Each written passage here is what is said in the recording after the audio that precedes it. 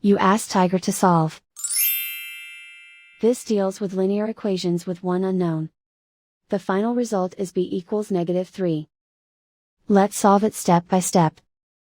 Simplify the expression. Expand the parentheses. Multiply the coefficients. Simplify the arithmetic. Group like terms. Combine like terms. Expand the parentheses. Simplify the arithmetic. Group all b terms on the left side of the equation. Subtract 3b from both sides. Group like terms. Simplify the arithmetic. Group like terms.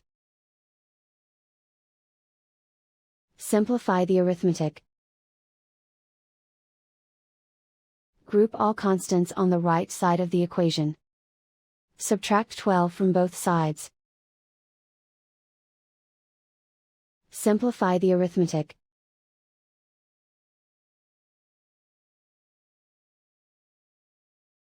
Isolate the b. Divide both sides by 15. Simplify the fraction.